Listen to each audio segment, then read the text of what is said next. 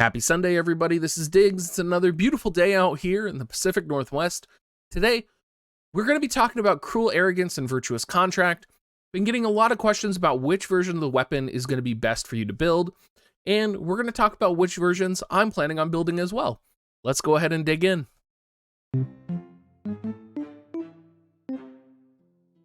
So Cruel Arrogance has Assault, Aim, and Critical, and Virtuous Contract also has Assault, Aim, and Critical. And I think a lot of people are really attracted to the question of critical hit rate right now, particularly with Cloud and his more recent ability to gain AP from critical hits.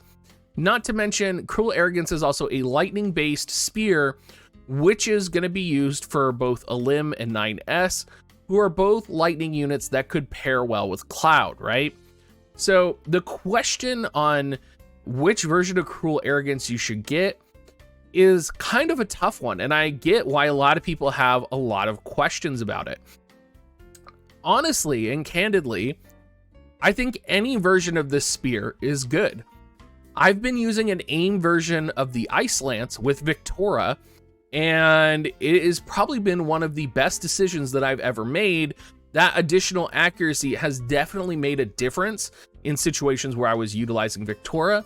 So first and foremost, I don't want you to discount the aim version of this weapon. That 17 accuracy can be really powerful, particularly in a situation where you consider Elim is an MR unit with just a little bit smaller stats. 9S maybe wouldn't benefit from it as much since he is a 120. Let's talk about, though, what everybody is talking about, and that is whether you should go for Assault and Critical. There are two units, as I've already said, that kind of utilize the spear. That's going to be Elim, and it's going to be 9S. Elim has no other source of critical hit rate in her kit except for her base stats. So if you look at Elim's base stats, she gets plus 13 critical hit rate. She doesn't get anything in her mastery ability. She doesn't have any skills either.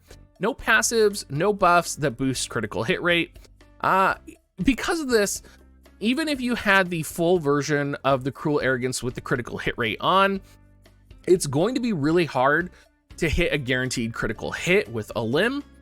And because she has so much defense penetration, I actually think she would benefit more from the Assault version of the weapon, or even the Aim version of the weapon in this situation.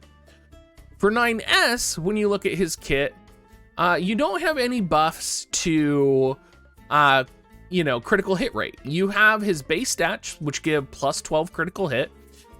He has attack plus on his board. He gets more lightning attack, nothing from his mastery ability. And coming down here, you can see none of his abilities buff critical hit rate at all, until you get down to his sub-job Viking, which gives access to launch, which gives an additional plus 35% critical hit chance. Now, I think you're not going to be using 9S for critical hit rates very much. I don't think it's going to be something that happens. I think you're probably going to be using 9S for, decreasing stats, making sure, that he can kind of debuff and occupy the enemy. Also important to note, if you're like, well, what if you want him to be able to crit slash, right? Well, if you're using him in a crit slash situation, you're not going to be subbed Yorha number 9 type S, which means you're not going to have access to decreases defense and agility. So if you're taking him into a raid situation where maybe his primary role is to decrease defense and agility and chain lightning, but you wanted him to chain slash as well, it's going to be a little bit difficult to kind of pull all of that off. Now, of course, there are other buffs you can get from other units that do give critical hit rate enhancement. Those could work, but I think in most situations for Cruel Arrogance, Assault is going to be the way to go.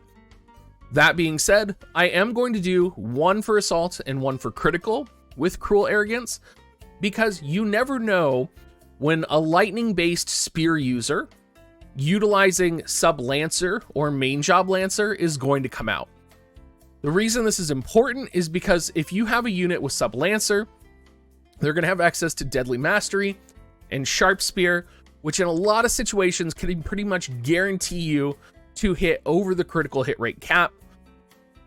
as long as they have a critical hit rate based weapon, which would also help mitigate critical evasion that an opponent might have, right? And of course, mitigate any of the opponent's base stats that might be adding on to critical evasion. So for that reason, I am doing an assault and a critical spear, because who knows when Cruel Arrogance is going to come back. And if a lightning lancer comes out, I do want to be ready, since critical hit units are kind of something that I like to do. Let's talk about Virtuous Contract. Again, I would not discount the aim version on this weapon. I think predominantly though, people will be going for the crit and the assault. Some important notes about this weapon as well. For a katana based weapon, the attack value is really high, even for the critical hit rate build. And it also gives access to slash attack and pierce attack. Now, in a lot of situations, people would say, you know, you would want to use Purple Lightning, for example, because it gives more slash attack up, potentially. And that could be the case, actually. There are, you know, if you're looking for raw slash attack power, Purple Lightning is going to be a better weapon than Virtuous Contract. So in that regards, I am a little cautious getting the assault version of this weapon, because if I was going to want to go kind of raw attack power, I would probably go for Purple Lightning for the slash attack modification. The critical hit rate version of this weapon, though, does give 20 critical hit rate, which is pretty substantial. And I do think we are going to be seeing many units that can benefit from this critical hit rate and high attack. So let's go ahead and talk about that, right? Let's talk about O first and foremost. So many of you know that I am a huge O fanboy, and many of you have seen my critical hit rate build O. O's base critical hit rate is going to be 23. He does also have access to Devotion, which is going to give him an additional 15% critical hit rate. In addition, with that kind of paired critical hit rate Katana, I could probably hit over 100% critical hit rate with my O, depending on what accessories I have on him and such. So for Sir O, I would definitely build a critical hit rate Virtuous Contract. Now, is that going to be stronger than, say, a Purple Lightning? That's a tough call, right? What I would say is, why not both? A lot of people don't have access to Purple Lightning +5, right? So for a lot of people, Purple Lightning +5 is out of the question right now. Or you're like me and you're still building Purple Lightning +5. I have a Purple Lightning +4, but I don't have the +5. The other problem with katana-based weapons is that the MR katana that's really powerful, Osafune, has had like one event ever. And so there's been no way to acquire another katana weapon that is extremely good, right? Like, you either have the Purple Lightning +5, or you didn't farm the Osafune, or you're using, like me, a Kiku Ichimonji, which is the SR +5 version of the weapon. So I think Virtuous Contract, if you are using katana weapons at all, is a good investment, especially the critical version, just by the fact that katana weapons are kind of hard to come by. Let's talk about the slash attack and pierce attack, because there are units that benefit specifically from the slash attack and pierce attack. And of course, that's going to be 2B.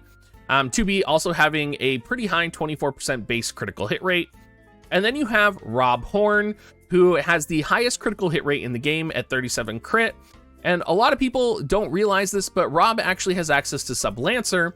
And as someone who runs Rob quite frequently, I can tell you that I do utilize his Honed Devotion if I'm subbing him Samurai, which gives him increased critical hit rate 15 for 3 turns. Or I run him Sub Lancer and give him access to Sharp Spear, which is critical hit rate +38, and it gives him Nighthawk as well. And so what this does, what this weapon does, what Virtuous Contract does in this situation, is it gives Rob different damage types to use depending on what's going to be viable, right? It's quite possible that Nighthawk could deal more damage than him using one of his slash-based abilities because of the prevalence of slash resistance. So for Virtuous Contract, I would actually say Virtuous Contract is the best weapon for King Rob. I would say it's one of the best weapons for O right now that's pretty easily accessible. Definitely one of the best weapons for 2B because 2B also has that flexibility. Let's talk about Seymour as well. Seymour does have a critical hit rate base of 36, which a lot of people might be surprised by that. Seymour does not have access to any pierce abilities. He does have really high accuracy. He does not have any access to critical boosting abilities. He does have access to, though, Devotion for that critical plus 15. He also has access to Tomahawk or Launch, which gives an additional critical hit rate plus 35. And I think it's more viable for Seymour to be using Tomahawk than, say, some of our other units that we had talked about previously, which I think was 9S.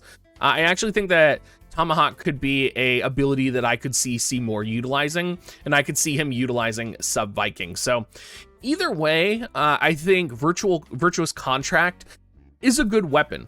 I think I would build it for critical, since if I'm going for the assault version, I'm probably just going to go for Purple Lightning maxed out or Purple Lightning +5. Again, it's situational and it's always in flux.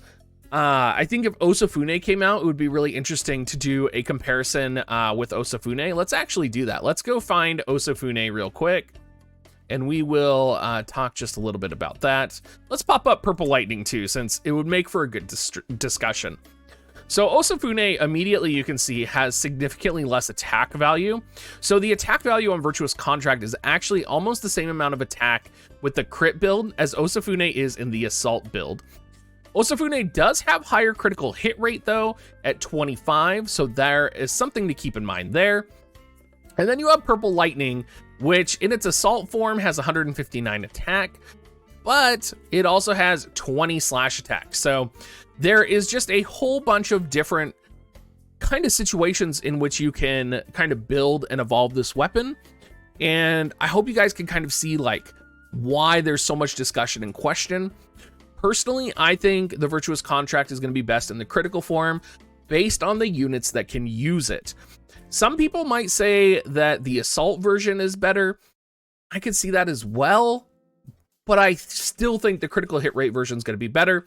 I think you're going to be running 2B in particular, since a lot of people are talking about 2B with this weapon, not only because of the pierce attack and slash attack up, but because you're going to be running it with other VCs in the party. In particular, in my cloud video, I pointed out the Exorcist VC, which gives wind units critical hit rate plus 25. That's already, if you're running this weapon, 45 critical hit rate with a substantial amount of attack. So definitely one way to go. Hopefully you guys found this video useful. I kind of had trouble finding my words today in this video because I think the conversation of Virtuous Contract and Cruel Arrogance is very in-depth, and there's lots of different angles to think about it from. As always, if you do want to support me, make sure you use my affiliate link, dig.gs/coins, and have a great rest of your day, everybody.